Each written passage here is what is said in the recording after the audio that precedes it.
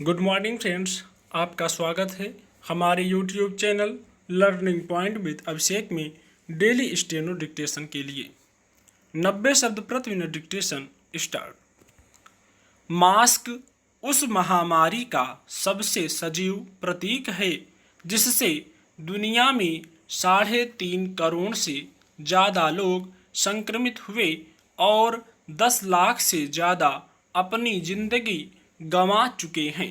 Mask पर निरंतर अध्ययन जारी है कि यह कोरोना से बचाव में कितना कारगर है। मास्क के पक्ष में कम से कम 8 शोध सामने आ चुके हैं। एक समस्या यह आ रही है कि दुनिया में तरह तरह के मास्क या कपड़ों का उपयोग हुआ है, इसलिए मास्क के सुरक्षित कवच होने के संबंध में सुनिश्चित डाटा का अभाव पूरी दुनिया में है। कोरोना का मानक मास्क N95 को माना जाता है। हवा में रहने वाले 95% कणों को वह शरीर के अंदर नहीं पहुंचने देता है। जब महामारी बढ़ी तो इन मास्क की कमी हो गई। उसके बाद कपड़े और सर्जिकल मास्क के उपयोग को बढ़ावा देना पड़ा। किस परिवेश में कौन सा मास्क काम करेगा, यह अभी अध्ययन का विषय है। हालांकि मास्क किसी भी तरह के हों, सेहत की रक्षा के लिए कमोवेश उपयोगी माने जा रहे हैं।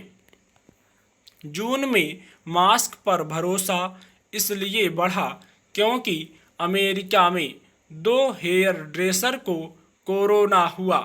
काम करते समय वे दोनों डबल लेयर वाला मास्क पहना करते थे, इसलिए उनके ग्राहक तो बच गए, लेकिन घर वाले संक्रमित हो गए।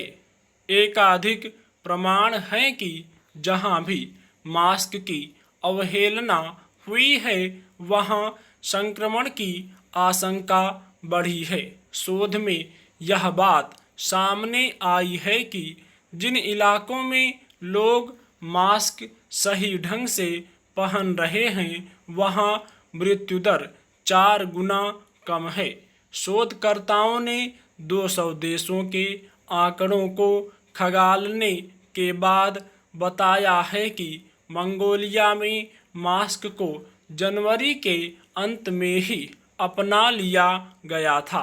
वहां मई तक कोरोना से एक भी मौत दर्ज नहीं की गई।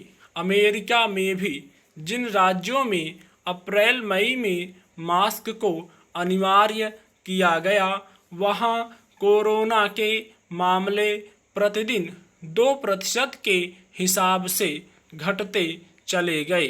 शोधकर्ताओं का इशारा है कि गणित में मत पड़िए, मास्क अपना काम कर रहा है।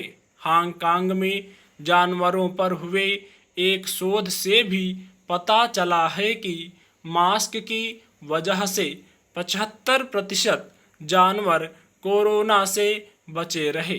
कैलिफोर्निया यूनिवर्सिटी में संक्रामक रोग चिकित्सक मोनिका गांधी बताती हैं, मास्क आपको संक्रमण से ही नहीं बल्कि कई अन्य गंभीर बीमारियों से भी बचाते हैं।